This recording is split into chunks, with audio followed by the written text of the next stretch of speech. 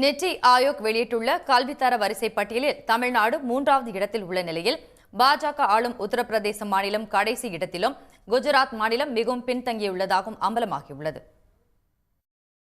நாட்டில் உள்ள மாநிலங்களில் கல்வி, உள்கட்டமைப்பு, பொருளாதாரம் மற்றும் சமூக முன்னேற்றம் உள்ளிட்டவைகளை அடிப்படையாக கொண்டு மாநிலங்களின் வளர்ச்சிகளை நிதி ஆயோக் தரவரிசைப்படுத்தி வருகிறது.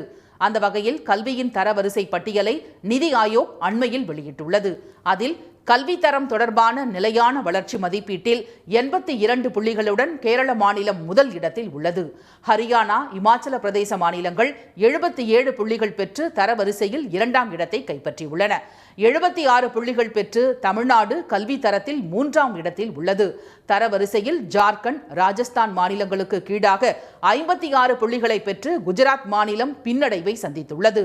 குஜராத் மாநில அரசு ஷாலா பிரவேஷோத்சவ் திட்டத்தின் கீழ் கிராமங்களுக்கு நேரடியாக சென்று மாணவர் சேர்க்கையை அதிகரிக்க மூத்த IAS, IPS அதிகாரிகளை பயன்படுத்தியும் கல்வி தரத்தில் பின்தங்கியுள்ளது. வளர்ச்சியடைந்த மாநிலமாக கொண்டாடப்படும் குஜராத்தில் 1 முதல் 8ஆம் வகுப்பு வரை மாணவர் சேர்க்கை விகிதம் 89% உள்ளது.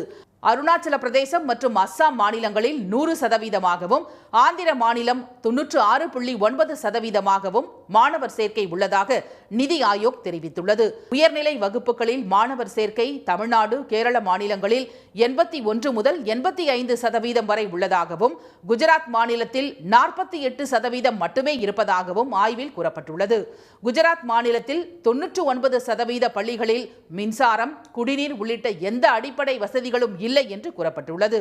உத்தரப்பிரதேச மாநிலம் கல்வி தரத்தில் 36.4% பெற்று கடைசி இடத்தில் உள்ளதாகவும், மாணவர் சேர்க்கை உள்ளிட்ட விஷயங்களில் போதிய நடவடிக்கை இல்லை என்றும் நிதி ஆயோக் அறிக்கையில் தெரிவிக்கப்பட்டுள்ளது. சன் நியூஸ் வாட்ஸ்அப் சேனலை ஃபாலோ செய்யுங்கள். QR கோடை ஸ்கேன் செய்து சன் நியூஸோடு இணைந்திருங்கள்.